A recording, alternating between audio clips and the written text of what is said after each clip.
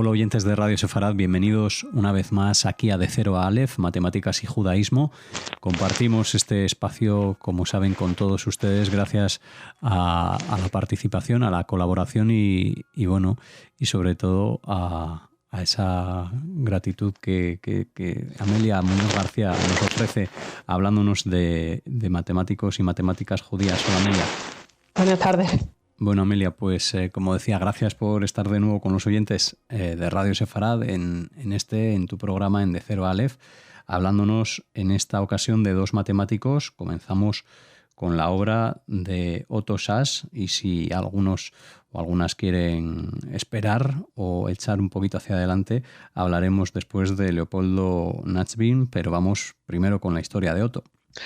Pues sí, en efecto, este hombre va a ser un matemático judío húngaro-americano que vive entre 1884 y 1952 y va a destacar por su contribución en series de Fourier. No es lo único en lo que trabaja, pero va a ser lo más significativo. Con casi 130 artículos dedicados a este y otros temas, vemos que su carrera se va a dividir como en dos fases. La primera, que va a ser el periodo que emplea en Europa con una mayor producción, y la segunda parte, que va a ser en América, donde desarrolla una faceta más dedicada a la enseñanza, pero eso no quiere decir que deje aparcada la investigación tampoco, y se concentra principalmente en Cincinnati. Él va a nacer en una localidad que en aquel momento pertenecía a Hungría, pero actualmente forma parte de Eslovaquia, cuyo nombre es, si yo no pronuncio mal, Dolna Susa, y actualmente pues son poco más de 3.000 habitantes, o sea que entonces no me sorprendería que tuviera en torno a la mitad. A pesar de nacer en un entorno humilde, sus padres y en general toda la región se dedicaba a la agricultura. Va a conseguir abrirse camino hasta la universidad y obtiene el doctorado en 1911 con 27 años. Puede parecer mayor, pero hay que tener en cuenta varios factores relevantes. Primero, que sus padres no contaban con fondos ilimitados, por lo que lo más probable es que se financiara él su estudio a base de becas y me arriesgo a decir, dando clases particulares como todo buen estudiante de matemáticas. Además, estuvo de Erasmus, entre comillas, en Alemania, particularmente va a estar en Göttingen durante el periodo 1907-1908. Entonces, eso, por supuesto, contribuye muy significativamente a su enseñanza, pero probablemente también retrasara un poco su programa de estudio. Previamente y posteriormente también, durante el periodo de grado y después durante el periodo de doctorado, él va a estar en la Universidad Loránd Eötvös, que es la Universidad de Budapest, la parte de matemáticas de allí.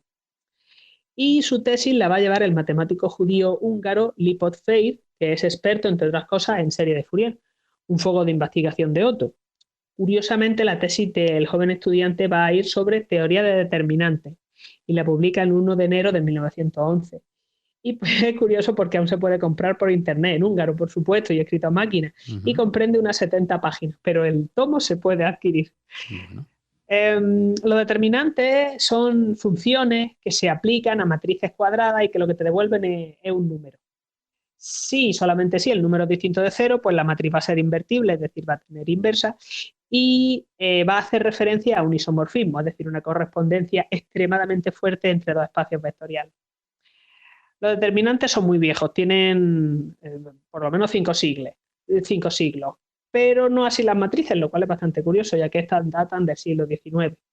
Y se podría decir que los determinantes son ubicuos y por ello no es de extrañar que Sass se dedicara a ellos en un principio, dada su importancia. Sin embargo, luego va a cambiar un poco su temática. Como decíamos antes, en 1911 él obtiene el doctorado por la Universidad de Budapest y automáticamente se va a quedar allí trabajando como docente privado. Allí, aunque luego va a peregrinar por otros centros, por ejemplo, Múnich, París, Göttingen. 3 años después de obtener el doctorado, se pasa a la Universidad de Frankfurt. Va a volver en 1917 a Budapest como profesor de pleno derecho. Ahí hay un ascenso. Y en 1920 retorna a Frankfurt, manteniendo ya el rango de profesor de pleno derecho adquirido en la Loránd Eötvös. En Frankfurt va a estar 13 años. ¿Y en qué va a trabajar durante esta época? Pues lo primero que merece la pena mencionar es que va a ser la más prolífica para él. Él se centra sobre todo en series de Fourier, series de potencia y fracciones continuas, 3 tópicos que suelen ir de la mano y pertenecen al análisis real. Más concretamente, podemos mirar, pues, por ejemplo, los resultados en torno a 1915, en los que trabaja sobre lo que había estado publicando Oscar Perron entre 1880 y 1975, vive este hombre, y en 1913 publica sobre fracciones continuas. Entonces, este matemático lo que hace es escribir un texto de considerable influencia, pero abierto a aplicaciones y a mejoras. Y eso es lo que va a hacer SAS. Él generaliza, es decir, coge resultados y lo hace aplicable a un mayor y más extenso abanico de casos. eh, y después va a probar una de las conjeturas que plantea este matemático en concreto. Además, va a ser capaz de hacer una serie de contribuciones significativas al trabajo de Sergei Natanovich Bernstein, que vive entre 1880 y 1968 y que va a trabajar sobre teoría de aproximaciones. ¿Qué podemos destacar de aquí? Pues, por ejemplo, el teorema de Mundt-Sachs en 1914-1916. Que, por cierto, este Bernstein fue un matemático judío ucraniano que hizo considerables contribuciones en ramas tales como ecuaciones en derivadas parciales, geometría diferencial, teoría de probabilidad y teoría de aproximación. De hecho, pueden consultar más información sobre él en el programa que le dedicamos ahora unos 2 años y medio aquí mismo en Radio Sefarad. Bueno, y para aclarar, quizá los oyentes quieran acercarse a esa fecha, simplemente tienen que hacerlo a través de las etiquetas que acompañan a este programa o bien en el buscador, poniendo de Cero Aleph o Amelia Muñoz, para poder, o el propio nombre, ¿no? Evidentemente de este autor Sí, del que nos hablas. Sergei Bernstein o Sergei Bernstein. Ujú. Por situarnos matemáticamente, la teoría de aproximación, una de las que más le interesaban a otros SAS, va a ser una rama del análisis que busca, pues como su nombre indica, aproximar funciones por medio de otras más sencillas y ser capaces de medir el error cometido. Claro, pues si no mides el error no te vale para nada. Las mejores y más sencillas funciones son los polinomios, por tanto, la teoría de aproximación hecha a mano de series de Fourier generalizadas, que en este caso van a basarse en polinomios ortogonales, es decir, polinomios que si se vieran desde un punto de vista geométrico serían perpendiculares, es decir, harían lo mismo que dos paredes en una esquina. La gracia de este tipo de polinomios es que a la hora de hacer determinadas operaciones te salen un montón de ceros. Por tanto, un problema que podría ser enormemente complejo se simplifica mucho. Las series de Fourier generalizadas van a ser a su vez una herramienta que están estrechamente relacionadas con las series de Fourier estándares, que en concreto van a usar funciones trigonométricas. También, como comentábamos, un interés de Otto Sass. Y por último, las series son sumas infinitas de una secuencia de funciones, en este caso, que se pueden sumar. Eso de que se puedan sumar es muy importante porque a veces no se puede en el sentido de que la suma, el resultado no se alcanza. Vienen definidas por norma general, por un término general, valga la redundancia, que va a ser una expresión que depende solo de la posición que el elemento ocupa.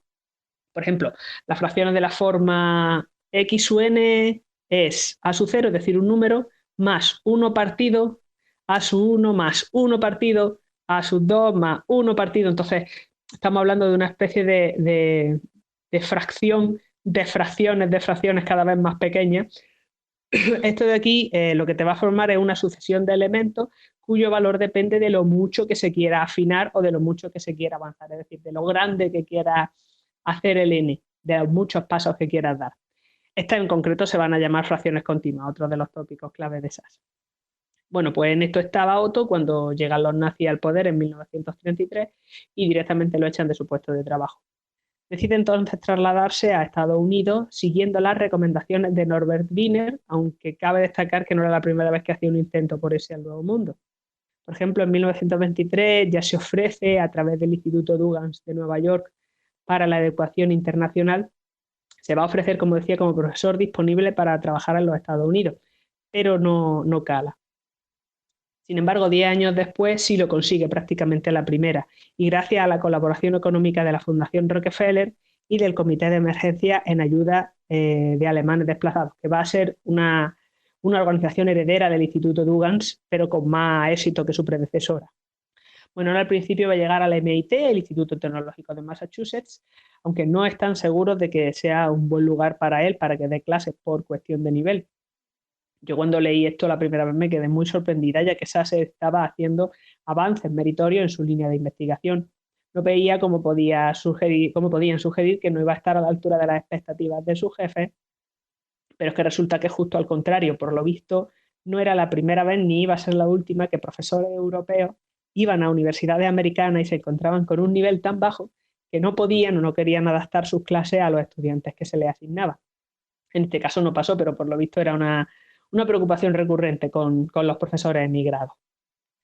Bueno, pues gracias a las becas diversas, SAS pudo enseñar un tiempo en el MIT, otro, el periodo 1934-35, en la Universidad de Brown, y ya por fin, en 1936, lo contratan en la de Cincinnati, donde va a pasar el resto de su carrera. Esto van a ser 16 años, porque lamentablemente en 1952 le va a dar un infarto de miocardio durante sus vacaciones en Suiza y se muere con tan solo 68 años. Él en conjunto va a escribir unos 130 artículos sobre los temas mencionados anteriormente y sobre otros. Por ejemplo, colaboraciones con los hermanos Ritz, resultados sobre cuestiones planteadas por Landau, lo que lo llevaron a ser, por ejemplo, miembro de la Asociación Americana de Matemáticas, de la Sociedad de Matemáticas Americana. También le van a otorgar el premio Julius König de la Sociedad Húngara de Física y Matemática en la década de 1930, que por cierto no está del todo claro si es en 1930 o 1939, las fechas varían. Pero teniendo en cuenta cómo estaba la situación política en aquel momento y el motivo por el que SAS se ve obligado a emigrar, yo juraría que en 1930 fue la fecha. Una vez que se va a Estados Unidos, no llega a encontrarse grandes dificultades más allá de lo básico de la adaptación y transcurre el resto de su vida y, como comentábamos, de su carrera en Cincinnati. Bueno, Amelia, pues esta es la historia de Otto Sass, el matemático que abre en esta ocasión el programa aquí de Cero a Aleph. Ahora hacemos una breve pausa porque continuamos con ustedes en una segunda parte.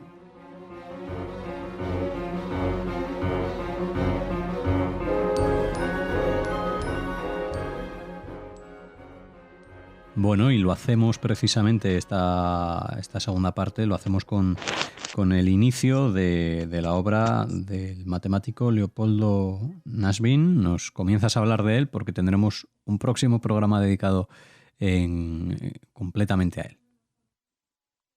Pues sí, en efecto, este hombre va a ser un matemático judío brasileño que destaca en campos tales como topología, espacios vectoriales topológicos, teoría de aproximación, análisis armónico y homología en dimensión infinita. Va a ser conocido por el teorema de Nashvin de 1944, también por el teorema de Nashvin de 1949, y fue conocido en persona por decenas, si no cientos, de matemáticos y de estudiantes, ya que va a ser profesor visitante en multitud de instituciones, tanto en América como en Europa, que sobre todo se concentra en América. Leopoldo Nashvin vive entre 1922 y 1933 y va a tener una vida ajetreada, pero no tanto como la de su padre, Jacob Nashvin, que comentaremos un poco posteriormente, pero desde luego este hombre, Nashvin Senior, fue una figura bastante llamativa. Esto se suele comentar en la biografía de Leopoldo porque el hecho de que apareciera, entre comillas, en las noticias, que fuera una figura conocida, pero a la vez que no estuviera involucrado en la vida de Leopoldo porque el padre se va y, bueno, no es que se desentienda, pero que no estaba allí para cuidarlo, pues va a marcarlo a él desde pequeño. A Leopoldo lo va a criar su madre en Recife, la capital del estado de Pernambuco. Recife es una ciudad costera del Atlántico, en la parte noroeste de Brasil, y va a ser bastante grande. Actualmente son 1,6 millones de habitantes, quizá un poquito más. En aquel momento no eran tantos, pero aún así estamos hablando de una ciudad importante. Tras acudir allí a la escuela y al instituto, se va a enrolar en la Escuela de Ingenieros Nacional en la Universidad de Brasil de Río de Janeiro. Y eso que no tenía el más mínimo interés en ser ingeniero. Es que era la manera de hacerse matemático en Brasil en aquel momento. Si antes hablábamos del problema de nivel en Estados Unidos, mucho peor lo tenían en Brasil y en otros lugares de América Latina, por cómo se habían ido desarrollando las cosas, no es que nadie tuviera culpa. Esto se lo va a explicar a Nachvin Luis Freire, que era profesor suyo del instituto y también era profesor de la Escuela Politécnica de Pernambuco y catedrático de matemáticas en la Escuela Normal de Pernambuco desde antes de nacer Leopoldo. Este hombre daba clases en instituto porque con su sueldo de profesor universitario no le llegaba. Así estaban un poco las cosas, la inversión era muy limitada. La Universidad de Brasil estaba, como comentábamos, muy descuidado y de hecho uno de los motivos por los que Leopoldo va a llevar la vida que lleva en el sentido de ser profesor visitante en muchas instituciones, de no terminar de irse de Brasil, va a ser que quiere ayudar a enmendar esta situación. A él le ofrecen puestos en Estados Unidos, le ofrecen puestos en otras universidades en Europa acorde al nivel que tenía y podría haberse quedado fuera, pero no, él decide a lo largo de su carrera quedarse allí e ir fomentando la subida de nivel, la contratación de profesorado acorde, etcétera. Sin embargo, la primera consecuencia que vemos de esta situación para Nashville va a ser la que comentábamos. No puede hacerse matemático sin más, tiene que irse a la Universidad de Río para estudiar un grado de ingeniero civil, cosa que hace en 1939. No debe de serle fácil porque no contaba con el apoyo económico de su padre, solo con el de su madre, y se sabe que trabajaba muy duro para ello, y la titulación duraba 5 años. Por otro lado, estaba claro que estaba haciendo lo que debía hacer y más, ya que no solo asistía a sus clases normales, sino que se apuntó a todo aquello que consideraba que le ayudaba a desarrollarse como matemático. Estamos hablando de cursos extra impartidos por profesores extranjeros, usualmente italianos, por profesores locales. Luego también estudió mucho por su cuenta textos de sus contemporáneos europeos, etc. Entonces este camino autodidacta le lleva a publicar muy pronto su primer artículo. No tenía, entre comillas, esas cortapisas que se encuentra de vamos a seguir un programa de estudio estándar como los europeos. Y en 1941 va a publicar, por ejemplo, sobre la permutabilidad entre el paso al límite y la integración en ecuaciones diferenciales.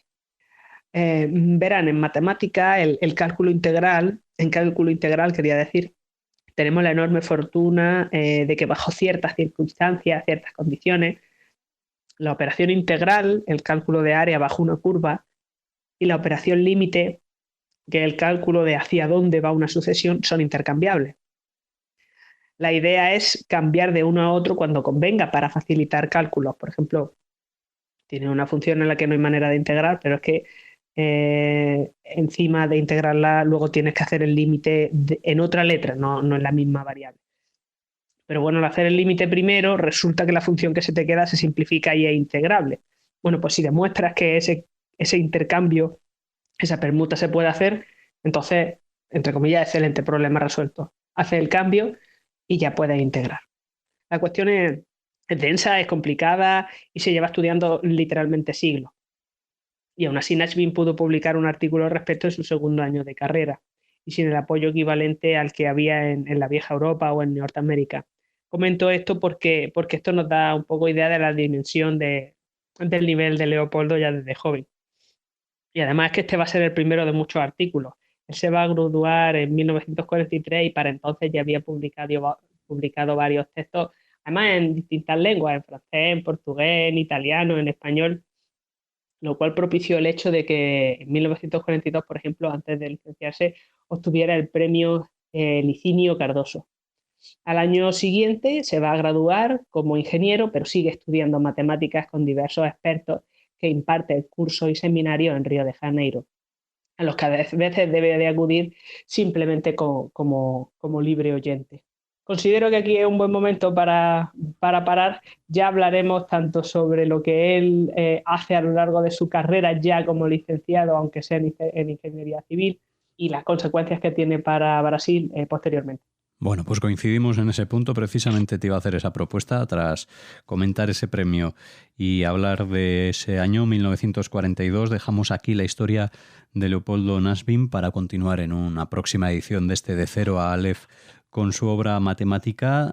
Recordamos que Amelia nos ha hablado también de Otto Sass al principio de este programa y lo dicho, les esperamos en una próxima edición para continuar conociendo la obra de Leopoldo Nashville Así que aquí estaremos en una próxima entrega con Amelia Muñoz García, a la que como siempre agradecemos mucho que nos traiga estas historias dedicadas a matemáticos y matemáticas de origen judío. Gracias, Amelia. Gracias a ustedes.